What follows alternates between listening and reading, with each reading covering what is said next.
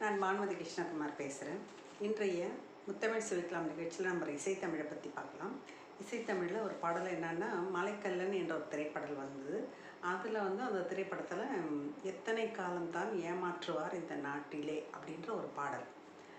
அந்த பாடல்லாம் ஒரு பக்கம் இருக்கட்டும், அதை நம்ம பார்க்க போகிறோம். அதுக்கு முன்னால் அதை பற்றி படித்த சுவாரஸ்யமான தகவல் ஒன்று படித்தேன். அதனால தான் இந்த பாடலை நான் எடுத்தேன். அதாவது என்னென்னா, இந்த மலைக்கல்லன் என்ற திரைப்படம் ஒரு ராபின்ஹுட் கதை என்று சொல்வார்கள் இல்லையா, அந்த மாதிரி இல்லாதவங்க இருக்கிறவங்ககிட்ட இருந்து கொள்ளையடித்து இல்லாதவர்களுக்கு கொடுப்பது. அதாவது அவன் கொள்ளையடித்து ஊருக்கெல்லாம் நல்லா செய்வான், ஆனால் அவன் பேருக்கு தான் கொள்ளைக்காரன், மனதளவில் ரொம்ப நல்லவன்ற மாதிரியெல்லாம் அந்த கதையை போகும். ராபின்ஹுட் கதை மாதிரி. அதே மாதிரி தான் இந்த மலைக்கல்லன் கதையும்.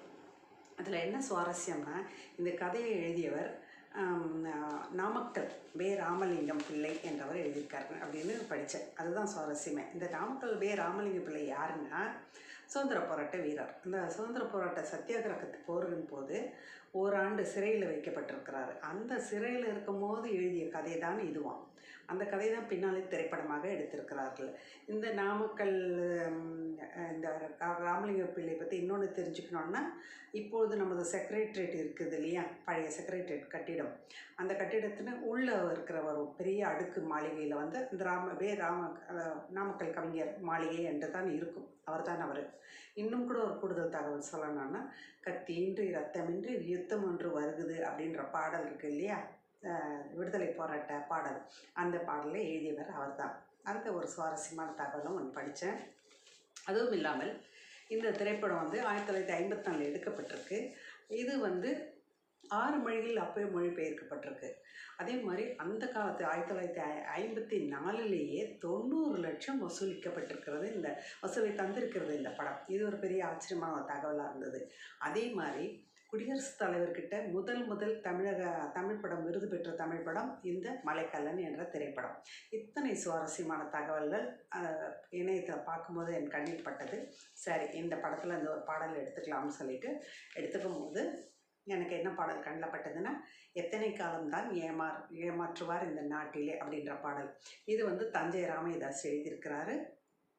டிஎம்எஸ் அவர்கள் மிக ஆரம்ப நாளில் சீர்கழியெல்லாம் எம்ஜிஆர் அவர்களுக்கு பின்குரல் கொடுத்திருக்கிறார். ஆனால் மெல்ல மெல்லமாக டிஎம்எஸ் பாட ஆரம்பிக்கிற காலம் அது. அதனால் ஒரு எழுச்சியாக கதாநாயகக்கான ஒரு குரலோடு மிக அழகாக அமைந்த பாடல் இது.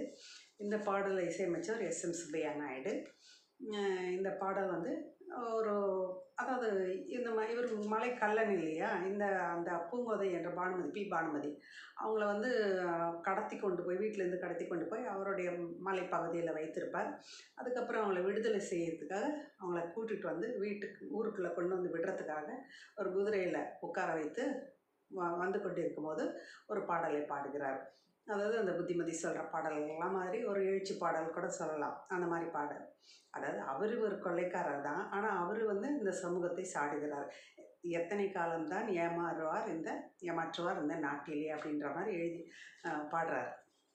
இந்த படத்துக்கான கதை வசனம் கலைஞர் மு கருணாநிதி அவர்கள் எழுதியிருக்கிறார். மிக நல்லா இருக்கும் அந்த படத்தினோட வசனங்கள்லாம் ரொம்ப அருமையாக இருக்கும். இந்த பாடல் இன்னும் எத்தனை காலம்தான் ஏமாற்றுவார் இந்த நாட்டிலே, சொந்த நாட்டிலே, நம் நாட்டிலேன்னு பாடுவார். எத்தனை விதமாக சொல்கிறார் பாருங்க, ரொம்ப அழகாக இருக்கும். அப்புறம் சத்தியம் தவறாத உத்தமன் போலவே நடிக்கிறார், நல்ல சமயம் பார்த்து பல வகையிலும் கொள்ளை அடிக்கிறார். அப்புறம் பக்தரை போலவே பகல் வேஷம் போடுகிறார். இதெல்லாம் இந்த பாமரர்களை வலையில் மாட்டி விடுகிறார்ன்ற மாதிரிலாம் ரொம்ப அழகாக பாடிட்டு திருப்பி எத்தனை காலம்தான் ஏமாற்றுவார் இந்த நாட்டிலே அப்படின்ற பாடார். அழகான ஒரு சாதாரண மென்மையாக அவன் நடக்கிறதுக்கு ஏற்ற மாதிரி ரொம்ப மென்மையாக தான் போகும். அப்புறம் அவரோட கனவு, அவர் மலைக்கல்லன் ராபின்ஹுட் சொன்னேன் இல்லையா, அந்த மாதிரி நடந்து பாருன்னு அதுக்காக அவர் கனவு காண்றாரு. தெருவெங்கும் பள்ளிகள் கட்டுவோம், கல்வி தெரியாத பேர்களை இல்லாமல் செய்வோம். ரொம்ப அழகான அவருக்கும் ஒரு அழகான ஒரு கனவுகள் இருக்கிறது. அப்புறம் கருத்தாக பல தொழில் பயிலுவோம், கருத்தாக பல தொழில் கற்றுக்குவோம், கற்றுட்டு ஊரில் கஞ்சிக்கு இல்லாதவர் என்ற சொல்லினை போக்குவோம்.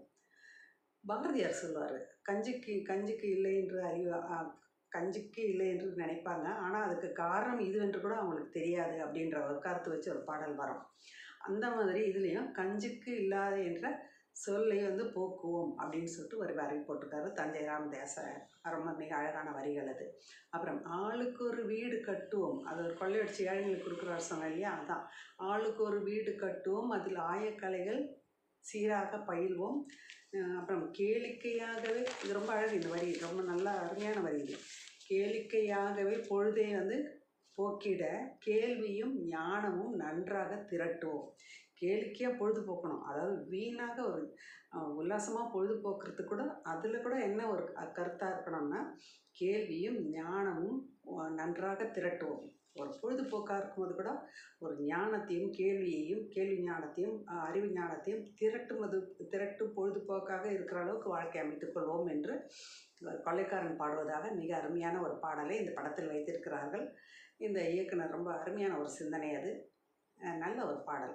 இதை நீங்கள் கேளுங்க. மலைக்கல்லன் என்ற திரைப்படத்தில் டிஎம்எஸ் பாடிய பாடல் மிக அற்புதமான ஒரு பாடல். இதில் பானுமதி குதிரை மேலே போகிற மாதிரி இருக்கும்போது அந்த பின்பக்கம் ரொம்ப தூரம் போன பிறகுலாம் காட்டும்போது கூட அவங்க சைடில் விலகி அந்த முகத்தை கேமரா காமிச்சிட்டே இருப்பாங்க. அந்த மாதிரி இருக்கும் அந்த பாடல். ஒரு மலை மேலே ஏறி போகும்போது, மலையிலேருந்து இறங்கி வரும்போது பாடுற பாடல் ரொம்ப அருமையாக இருக்கும். பாருங்கள். நன்றி.